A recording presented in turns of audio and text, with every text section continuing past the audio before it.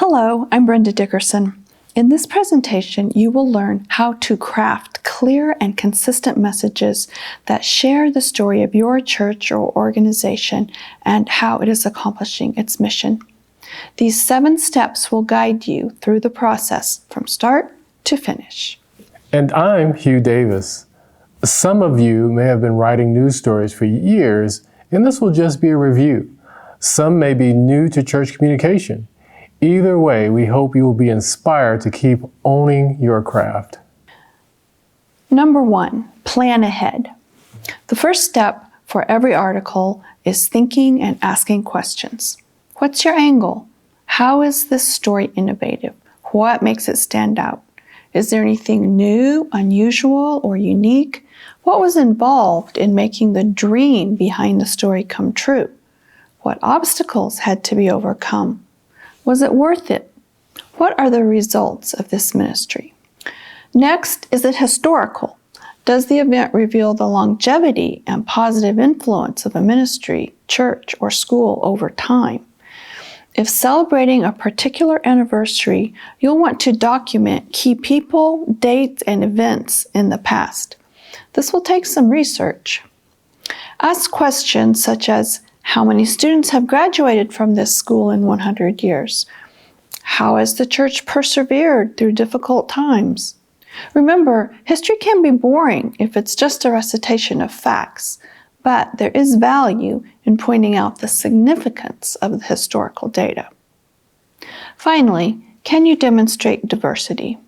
Not every story can meet this criteria, but overall, when writing stories, try to focus on both women and men, a variety of age groups, and cultural or language-specific groups.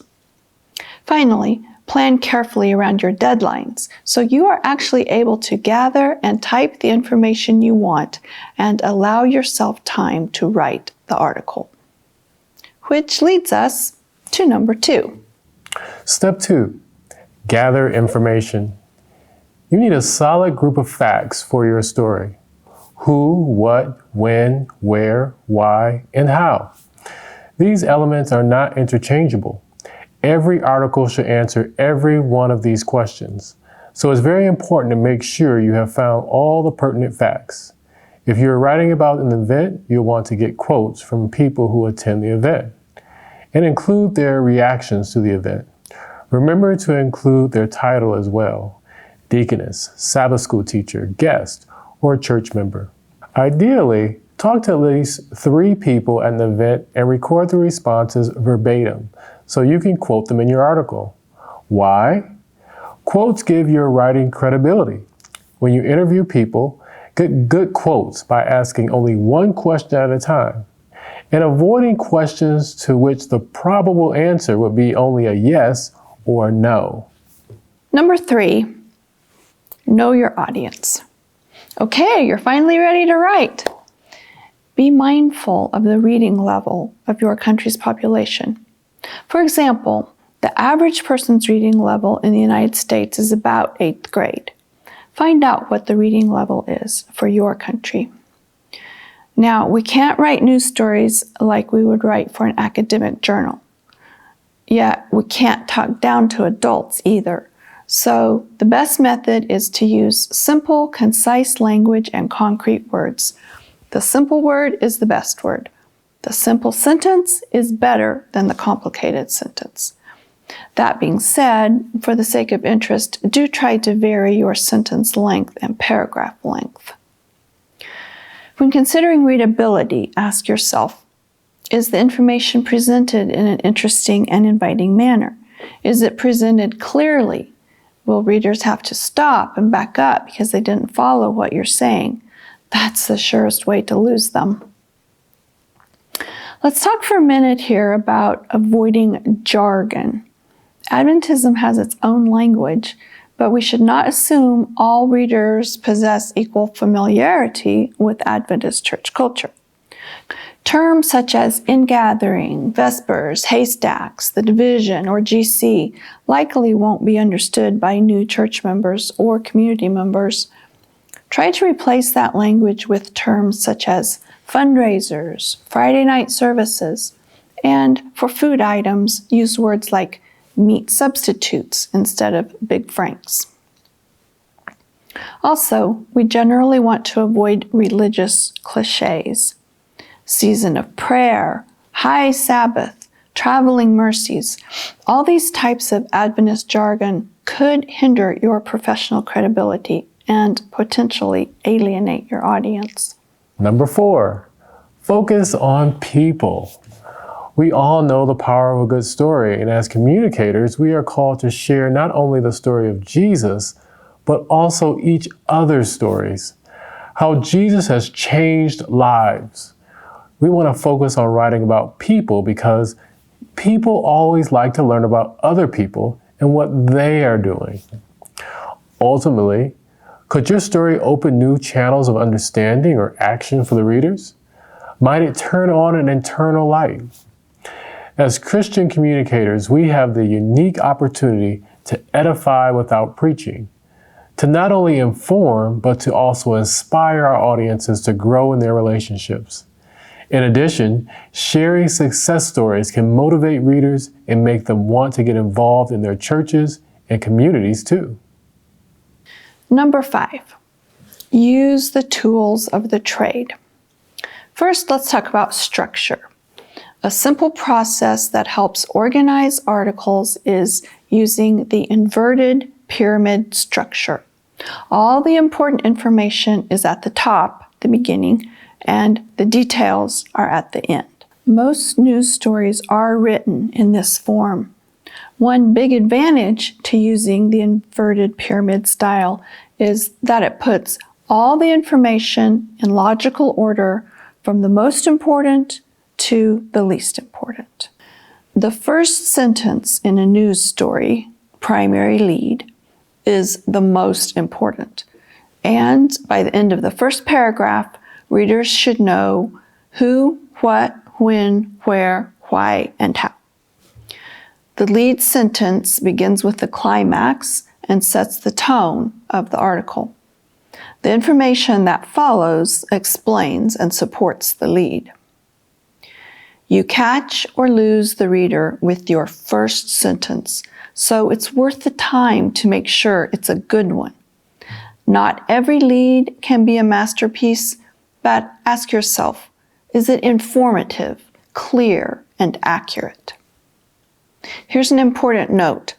Do not start a story with a date unless the date is the most significant part of the story. Try to start with the most important W. We've talked about the advantages of the inverted pyramid. However, the disadvantage to using the pyramid is that it doesn't encourage the reader to complete the story. Interest tends to diminish due to lack of suspense. This is one good reason to keep articles on the short side. Now, let's talk about style. News writing style is third person, avoiding the use of we, I, or us. News should include first and last names of anyone mentioned, then use their last name only on subsequent reference. In some cases, children's full names may not be used for reasons of privacy and safety. References to events, churches, or schools should list the city and state, province, territory, etc. As Christians, we always want to be as respectful as possible with the manner in which we are writing about individuals. Don't reference a person's age unless it's relevant. Avoid gendered terms when referring to groups of people, for example, you guys. When referring to individuals, use their name whenever possible. If unavailable, use neutral terms such as the attendant or the nurse.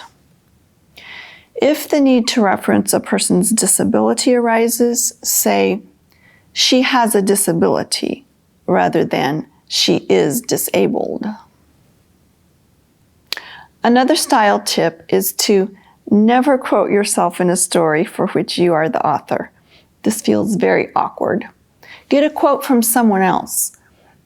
If that is not possible, remove your name from the byline.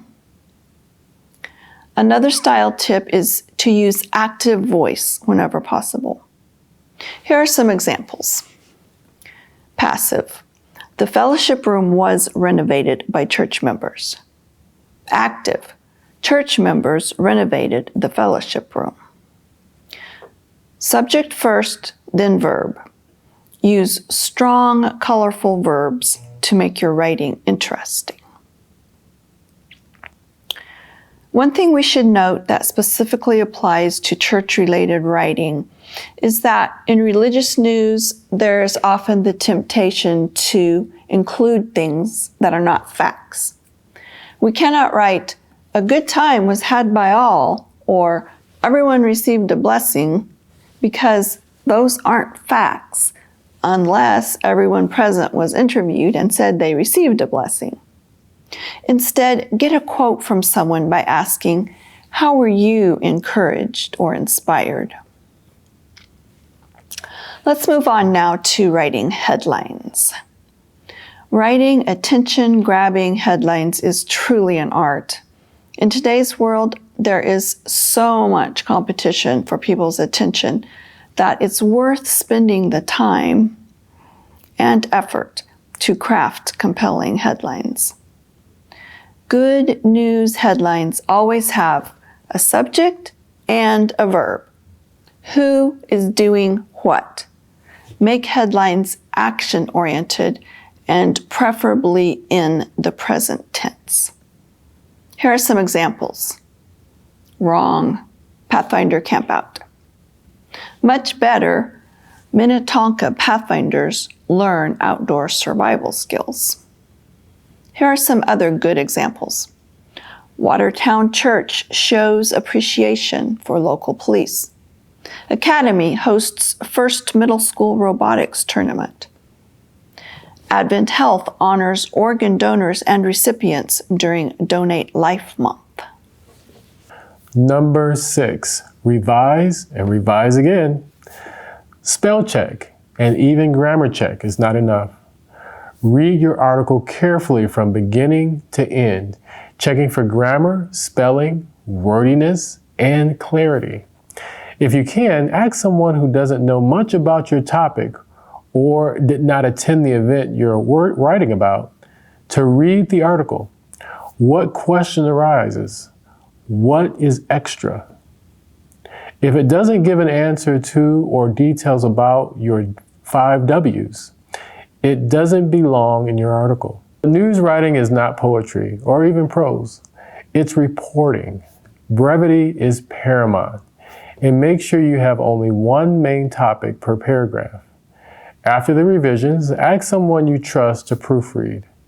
A clean article shows careful work has been done, building credibility and trust in you as an author. Number 7, send it off. You planned ahead to meet the deadline. You paid attention to the other steps in this process, and now you're finished. Be sure to carefully follow the submission instructions of your editor.